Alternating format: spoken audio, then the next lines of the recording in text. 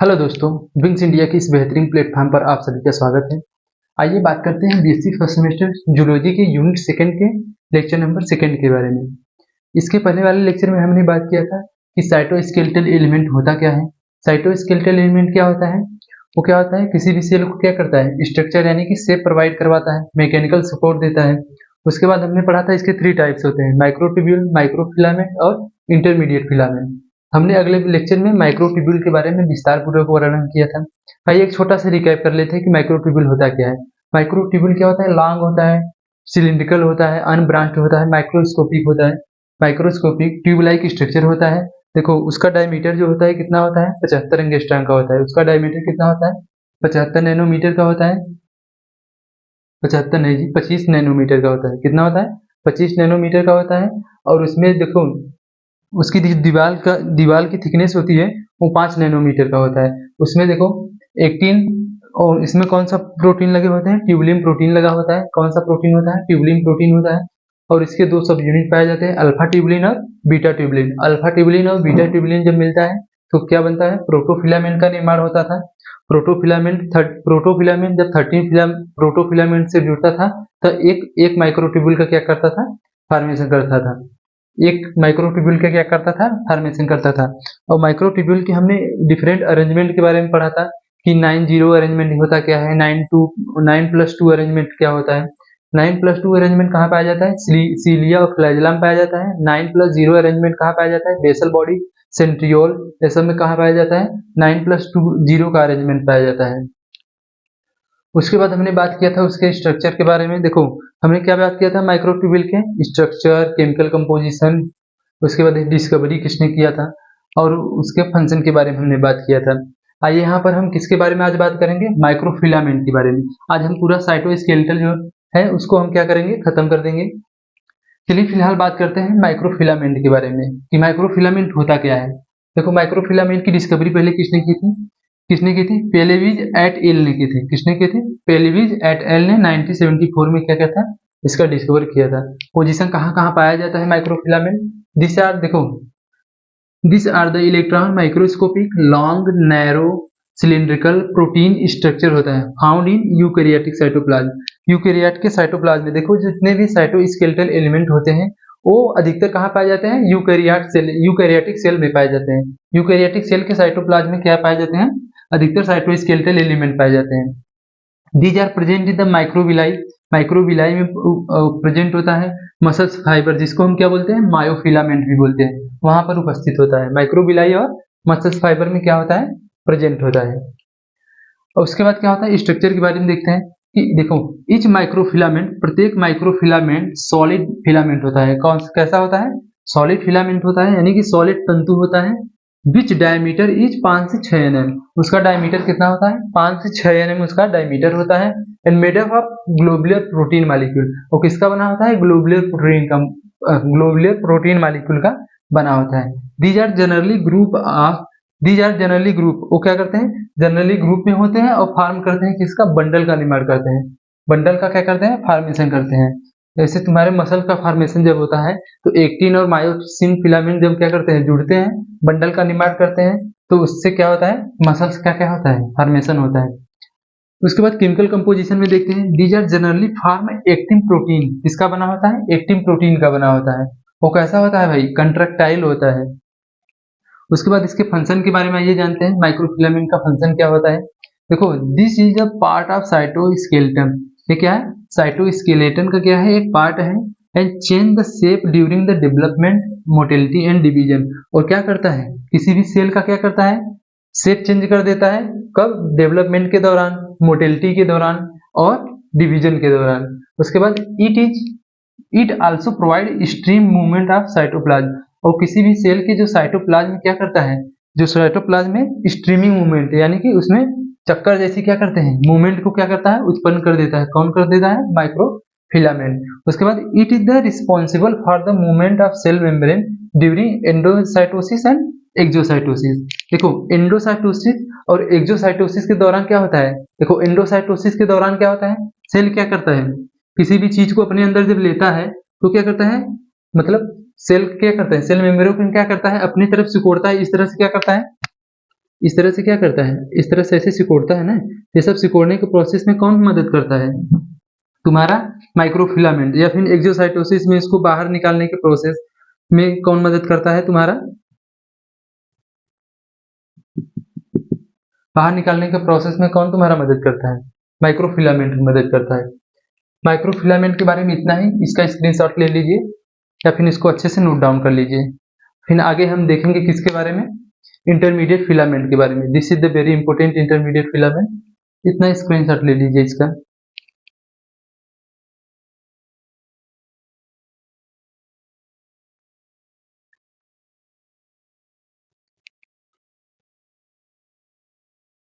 आइए अब बात करते हैं किसके बारे में, इंटरमीडिएट फिलामेंट के बारे में। कि इंटरमीडिएट फिलामेंट है क्या। देखो, इंटरमीडिएट फिलामेंट नाम से ही पता चल रहा है कि इंटरमीडिएट है किसके बीच, माइक्रोट्यूब्यूल और माइक्रोफिलामेंट की थिकनेस के बीच क्या है, इंटरमीडिएट है। देखो, माइक्रोट्यूब्यूल का थिकनेस कितना होता है, 25 nm होता है, और माइक्रोफिलामेंट का थिकनेस कितना होता है, 5 nm होता है। तो उन दोनों के बीच में जो भी पाया जाता है साइटोस्केलेटल एलिमेंट, उसको क्या बोलते हैं, इंटरमीडिएट फिलामेंट बोलते हैं। देखो, इसकी लोकेशन क्या होती है, they are the supportive animal in the cytoplasm. ये क्या है, सपोर्टिव एलिमेंट है साइटोप्लाज्म में, इन ऑफ यूकैरियोटिक सेल के। They are not found in mammalian RBC, या मेमिलियन की आरबीसी में, यानी कि हम लोगों के आरबीसी में नहीं पाया जाता है। उसके बाद स्ट्रक्चर के बारे में बात करते हैं इसका। देखो, intermediate filament as the name indicate, इसका नाम ही क्या कर रहा है, इंडिकेट कर रहा है, are the intermediate in thickness. देखो, थिकनेस के बीच इंटरमीडिएट है, बिटवीन किसके किसके बीच, माइक्रोट्यूब्यूल और माइक्रोफिलामेंट के बीच। उसके बाद they are the solid unbranched microfilament, they are the solid unbranched intermediate filament which thickness is 10 mm। इसका थिकनेस कितना होता है, 10 mm होता है। उसके बाद इसके टाइप्स के बारे में आइए हम बात करते हैं। इसका टाइप्स कितने टाइप्स के होते हैं, 4 टाइप्स के। कौन कौन से होते हैं, देखो, किरेटिन फिलामेंट होता है, ग्लियल फिलामेंट होता है, न्यूरोफिलामेंट होता है, एक और होता है हेटेरोजीनियस फिलामेंट होता है। देखो, किरेटिन फिलामेंट क्या होता है, ऐसा फिलामेंट जो किरेटिन का फॉर्मेशन करता है, क्रिएटिन प्रोटीन का फॉर्मेशन करता है। देखो, ये कहाँ पाया जाता है, जैसे हमारे नाखून में पाया जाता है, हमारे बाल में नहीं, नाखून में पाया जाता है, हाँ, बाल में भी पाया जाता है। देखो, they are responsible for the form tonofibril of the desmosome of skin. Skin के डेस्मोसोम क्या क्या करता है, फॉर्मेशन करता है। It is also known as tonofilament या फिर साइटोकिरेटिन इसको बोलते हैं। उसके बाद क्या है तुम्हारा ग्लियल फिलामेंट। ग्लियल फिलामेंट क्या होता है, they are the intermediate filament which are found in astrocyte cell. Astrocyte cell में पाया जाता है और कंपोज होता है वेरी एसिडिक प्रोटीन, यानी कि किसका बना होता है, बहुत ज्यादा एसिडिक प्रोटीन का बना होता है। उसके बाद आइए बात करते हैं न्यूरोफिलामेंट के बारे में, कि न्यूरोफिलामेंट है क्या एक्चुअली में। न्यूरोफिलामेंट क्या होता है, ऐसा फिलामेंट जो निर्माण करता है कि इसका एक्सॉन और डेंड्रान का क्या करता है, फॉर्मेशन करता है, वो क्या होता है, न्यूरोफिलामेंट होता है। उसके बाद आइए हम बात करेंगे किसके बारे में, हेटेरोजीनियस फिलामेंट के बारे में। चलिए देख लेते हैं हेटेरोजीनियस फिलामेंट होता क्या है। नंबर 4 देख लेते हैं हेटेरोजीनियस फिलामेंट के बारे में। आई होप इसका स्क्रीनशॉट ले लिए होंगे, इन माई सेंस में बगल में हटा नहीं। अगर वीडियो आपको अच्छा लगा तो लाइक कर दीजिए, अपने दोस्तों के बीच क्या कीजिए, शेयर कीजिए। देखिए, हम लोग आपके लिए क्या करते हैं, बहुत ज़्यादा मेहनत करते हैं, अच्छा से अच्छा कंटेंट आपके लिए ढूंढ कर लाते हैं, जो कि बीएससी के लिए मोस्ट इम्पोर्टेंट है। आप इसका ही नोट्स बना लेंगे, इतना ही आपके लिए काफ़ी है, सफिशियंट है। आपको अलग एक्स्ट्रा से मेहनत करने की ज़रूरत नहीं है। अगर जहाँ भी आपको वीडियो थोड़ा समझ में आए, एक बार या नहीं 2 बार इसको क्या कीजिए, फिर रिवाइंड करके देख लीजिए। उसके बाद आपको कहीं पर कोचिंग करने की आवश्यकता नहीं है। अगर इतना अच्छा सोचो, अगर इतना अच्छा आपको नोट्स अगर मिल जाए तो कोई कोचिंग करेगा, नहीं करेगा। तो आप अच्छे से हमारे वीडियो को देखते रहिए और अपने दोस्तों को भी बताइए। चलिए आइए जानते हैं नंबर 4 किसके बारे में हम लोग जानेंगे, हेटेरोजीनियस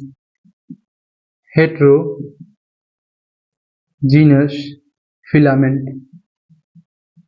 हेटेरोजीनियस फिलामेंट के बारे में जानते हैं कि हेटेरोजीनियस फिलामेंट होता क्या है। देखो, दीज आर इंटरमीडिएट फिलामेंट, क्या है, these are sorry for that, these are intermediate filaments which form किसका निर्माण करता है? Muscles fibre, muscles fibre, which form muscles fibre क्या करता है? मसल्स फाइबर क्या करता है? निर्माण करता है। इट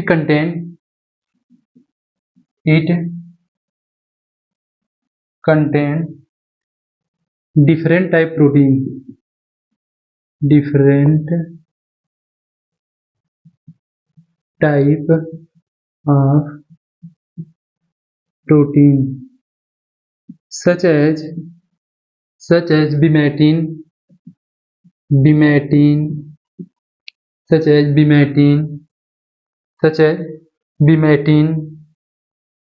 साइनेमीन, कौन सा? साइनेमीन, डेस्मीन, ETC।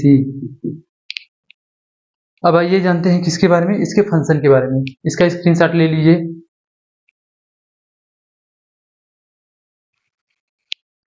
आइए अब जानते हैं फंक्शन के बारे में। इसका क्या फंक्शन होता है? मेंटेन करता है शेप ऑफ सेल, सेल की क्या करता है? शेप को क्या करता है? मेंटेन करता है। और दे प्रोवाइड स्ट्रेंथ ऑफ एक्जान, एक्जान को क्या करता है? एक्जान और डेंड्रान कहाँ पाया जाता है? न्यूरॉन में क्या पाया जाता है? एक्जान और डेंड्रान। इस प्रकार से देखो कैसा स्ट्रक्चर होता है।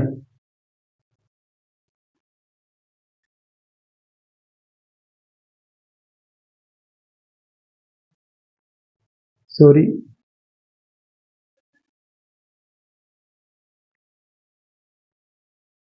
ये तुम्हारा क्या होता है?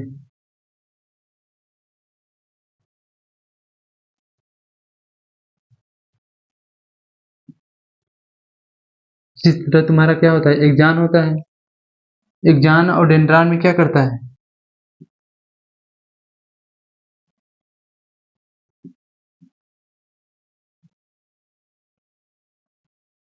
ये किसका स्ट्रक्चर है तुम्हारा? न्यूरॉन का स्ट्रक्चर है। देखो एक्जान और डेंड्रान में क्या करता है? स्ट्रेंथ क्या करता है? प्रोवाइड कराता है। और फिर क्या करता है? They keep nucleus and other organelles in place. क्या करता है? न्यूक्लियस और जो भी ऑर्गेनेल्स होते हैं उनको क्या करता है? एक स्थान पे बनाए रखता है। जैसे ये कोई सेल है, उसमें तुम्हारा यहाँ पर क्या हो गया? न्यूक्लियस हो गया, माइटोकॉन्ड्रिया हो गया, फिर तुम्हारे साइड वो क्या हो गया? एंडोप्लाज्मिक रेटिकुलम हो गया, एंडोप्लाज्मिक रेटिकुलम हो गया, और तुम्हारा गोल्गी कॉम्प्लेक्स हो गया, गोल्गी कॉम्प्लेक्स हो गया। इसको क्या करता है? एक स्थान पे बनाए रखने में क्या करता है? सहायता यानी कि मदद प्रदान करता है। आई होप आपने इसको अच्छे से समझा होगा। देखिए, आपको साइटोस्केलेटन में 3 ही पढ़ना था। कौन कौन सा? इंटरमीडिएट फिलामेंट, देखो कौन कौन सा? माइक्रोट्यूब्यूल, इंटरमीडिएट फिलामेंट और माइक्रोफिलामेंट के। और सबके बारे में हमने किया अच्छे से 2 वीडियो में कवर किया है। अब इसके अगले वीडियो में हम किसके बारे में कवर करेंगे? माइटोकॉन्ड्रिया के बारे में बताएंगे। माइटोकॉन्ड्रिया होता क्या है, उसके फंक्शन के बारे में और सबके बारे में हम विस्तारपूर्वक चर्चा करेंगे नेक्स्ट वीडियो में।